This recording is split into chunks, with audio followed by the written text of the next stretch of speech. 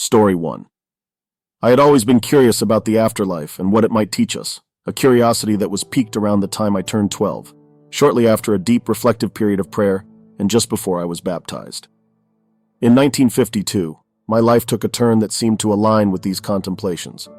During a routine visit to the dentist for the extraction of 3 wisdom teeth, something unexpected happened. I was put under anesthesia, and there was a moment when it was feared my heart had stopped. This incident led to a remarkable out-of-body experience, which I later understood as a response to my earlier prayers. As I drifted off in the dentist's chair, my consciousness seemed to ascend into the darkness above, leaving my physical body behind. I found myself moving along what felt like a vibrating conveyor belt, traveling through space at incredible speed. Ahead, 3 glowing orbs appeared, which I interpreted as planets, each linked to the extraction of a tooth and altering my path through this otherworldly space. After passing the 3rd light, I emerged onto the roof of the building, bathed in sunlight. There, to my surprise, was Tommy, a dear childhood friend who had passed away 5 years earlier in a tragic accident. He looked just as young as when I last saw him, reminding me of the close bond we shared. Tommy shared insights into his passing that I hadn't known, and he seemed content, telling me of the freedom he now enjoyed in the afterlife, including playing on rooftops whenever he wished. This revelation didn't fully sink in at the time.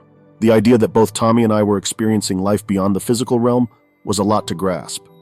I found myself experimenting with the newfound ability to float, and pondered the possibility of visiting my grandma, who had opted out of joining us that day, believing her chores never ended. I was intrigued by what she might be doing, and considered surprising her at home with this unique mode of travel. I've always been intrigued by the notion of mastering one's soul, though I found the concept elusive. Could one truly understand, let alone control, something as intangible as the soul? This question became the forefront of my experience as I found myself, or rather my spirit, observing from a rooftop, contemplating the adventurous yearnings of my soul which seemed detached yet fully present. My soul, brimming with curiosity, teetered on the edge of the rooftop, pondering whether it could take to the air without succumbing to gravity. Watching this, a part of me, the spiritual me, was skeptical until, witnessing my soul defy expectations and not fall, I was convinced. In an instant, I merged with my soul, embarking on a flight home propelled by belief. Gliding effortlessly, I navigated the landscape with a simple philosophy. Belief was the wind beneath my wings. Each time I decelerated, the mere intention of touching down to gain momentum was enough to propel me forward again, whisking me towards my home in mere moments. Upon arrival, I found myself an invisible spectator in my own living room, observing Grandma with a mix of fondness and curiosity. However, a warning from Tommy about venturing too far jolted me back to reality. Heeding his advice, I believed myself back onto the rooftop beside him. Tommy then suggested we return inside, a suggestion I naively interpreted as re-entering the building, rather than the metaphysical crossing back to life. Following what I thought was Tommy's guidance, I re-entered the attic's shadowy confines, descending towards my physical body, around which medical staff were busily working. Rejoining my body felt like awakening from a deep sleep, with both my soul and spirit now fully re-engaged with the physical realm.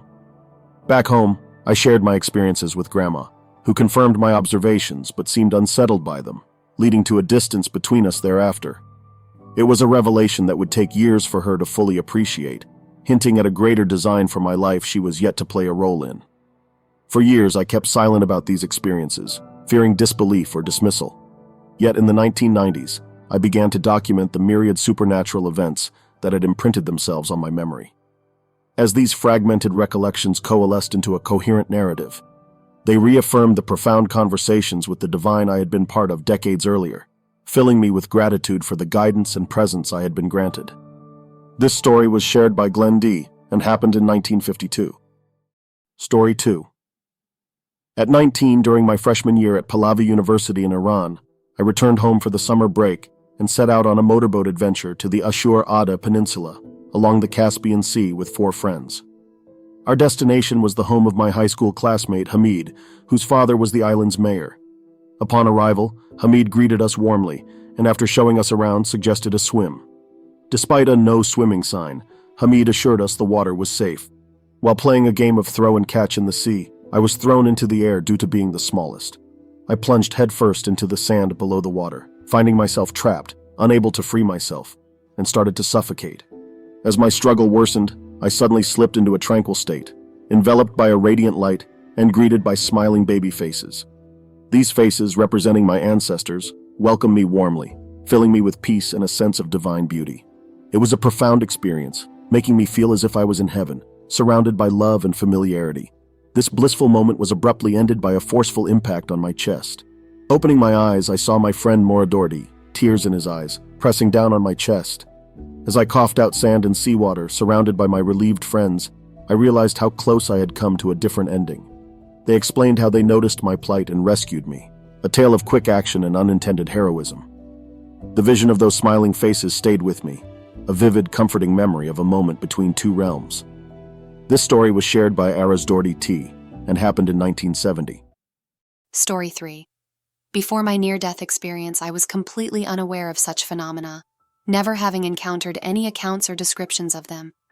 2 months prior to the incident, while only 7 months into my pregnancy, I faced a terrifying moment when I was hospitalized with what seemed to be labor pains and was informed that my baby might not survive. An ordeal occurring in 1966. Miraculously, the premature labor ceased, and I was sent home, though the worry of losing my baby lingered with frequent pains until the night of March 16, 1966, when I went into actual labor, culminating in the birth of my son in the early hours of March 17th at a Catholic hospital.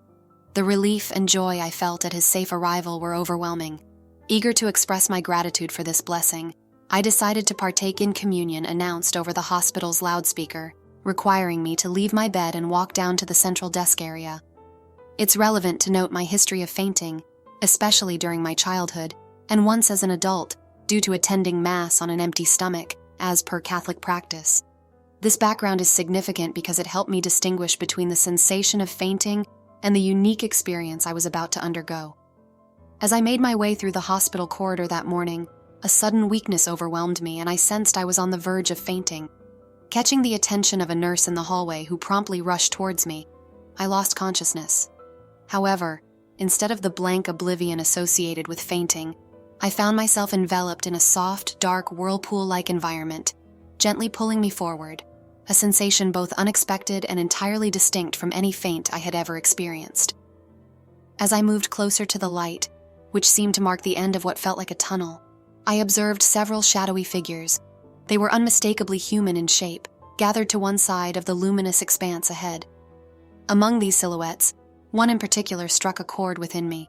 I was certain it was my grandmother, who had passed away in May 1956. The peace that enveloped me as I approached was profound, a serenity beyond any earthly comparison. Yet just as I neared this assembly of shadows and light, a voice inside my head firmly instructed, "No, go back. It's not time yet." This directive did not seem to emanate from any of the figures before me, and its origin was a mystery to me. Despite the contentment I had recently felt in life, the idea of returning was far from welcome. I resisted the notion, vocalizing my reluctance as I regained consciousness on the hospital floor, repeatedly expressing my desire not to go back.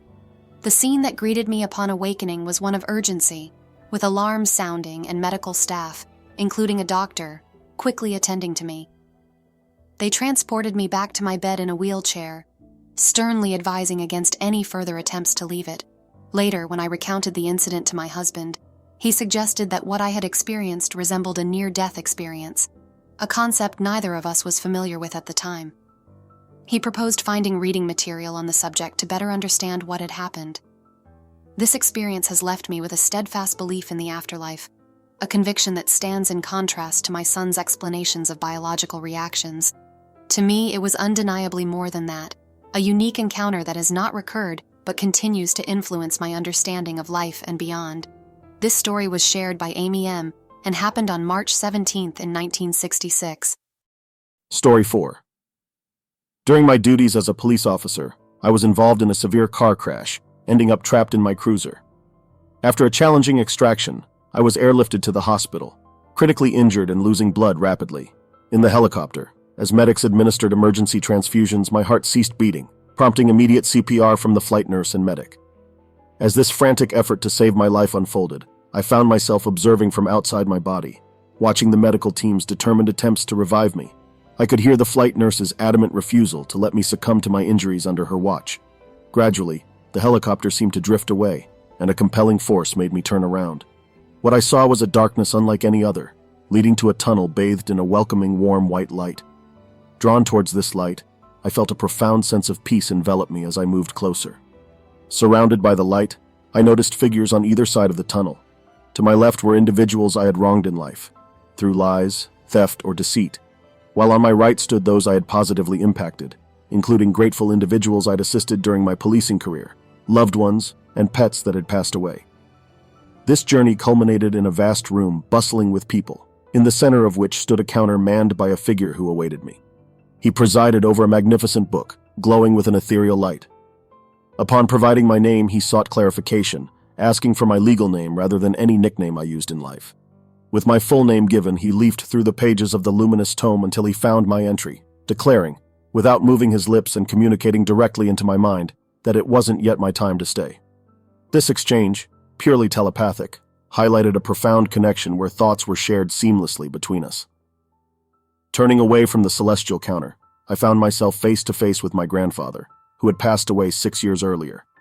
Unaware of his passing during this experience, his presence was both a surprise and a comfort.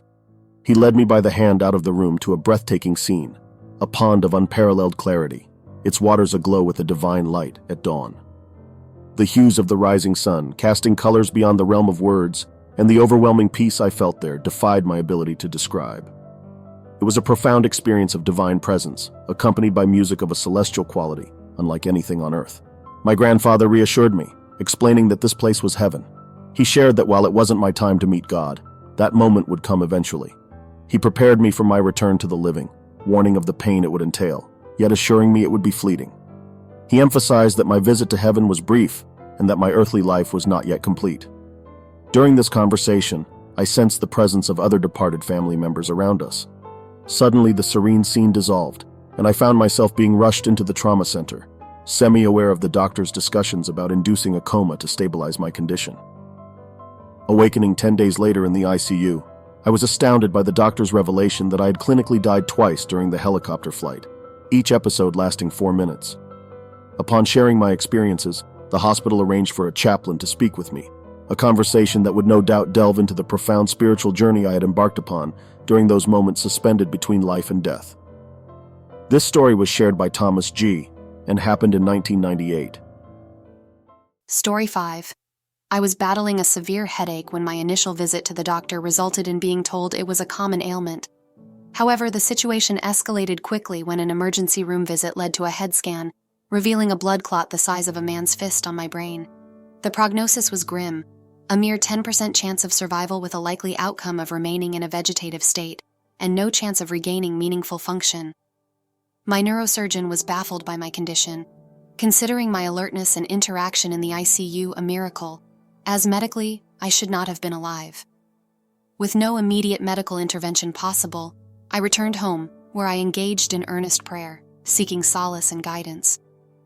During one such moment of prayer, I found myself inexplicably sitting outside on a concrete bench under the clear blue sky, free from pain and confusion. It was there I heard a voice assuring me that while I wasn't loved more than others, my prayers were answered because of my dedication to aiding those in need. I was reminded of my lifelong gift, not the one I had asked for, but the one of making others feel safe and standing up for them. This, I was told, was my true gift. The voice, which I understood to be God's, recounted instances where I had acted on this gift, including a moment when I had helped a sick neighbor upon her claim that God had directed her to me for salvation. This act of kindness was highlighted as an embodiment of my inherent gift. After a profound exchange about my role in the lives of those around me and future events where my assistance would be crucial, I was told it was time to return. Despite my reluctance, the thought of my children missing me swayed my resolve. Upon my return, I eagerly shared my extraordinary experience with everyone, reinforcing my faith and purpose. Miraculously, the blood clot dissolved on its own without leaving any lasting damage, earning me the title of a miracle patient from my doctor. This experience not only reaffirmed my faith but also my purpose in life, to be a guardian and a beacon of safety for others. This story was shared by Lisa M. and happened in 2010. Story 6. As our guests were making their way out, I eagerly rushed to open their car door amidst the darkness. A slip on the icy ground sent me headlong into the passenger door, rendering me unconscious. Amidst fleeting moments of awareness, I recall the attempts of the woman with the warmth of her fur coat and her husband, soon joined by my father, to lift me. They brought me back into the house, placing me on the sofa in the living room, where I faintly heard the woman's distressed explanation of my intentions. Suddenly, I found myself observing the scene from above, detached, floating near the ceiling. From this vantage point, I could see the couple and my extended legs, but not their faces. Drifting into the dining room, I witnessed my parents' frantic efforts to summon emergency services, with my mother struggling to dial correctly, her distress palpable. In that ethereal state, I attempted to console her, even though I knew she couldn't hear me. Returning to the living room, I continued to watch the ongoing efforts to revive me until my gaze was drawn to an opening in the ceiling. Passing through this portal, I stood enveloped in brilliance, with human shapes emerging from the light and moving towards me. A short, stout woman with gray hair and a beaming smile greeted me by name. Though unfamiliar, her presence radiated importance and affection. As we embraced, the clarity of her love was overwhelming. Yet, as more figures approached, she gently informed me it wasn't my time to stay. Despite my protests and the tranquility that enveloped me, she insisted, guiding me back towards the living room scene below.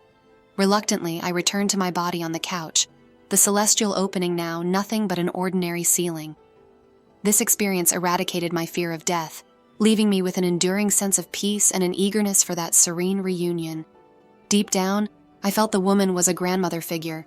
Though we'd never met in life, her love and guidance were unmistakable. This story was shared by Patricia B. and happened in 1967.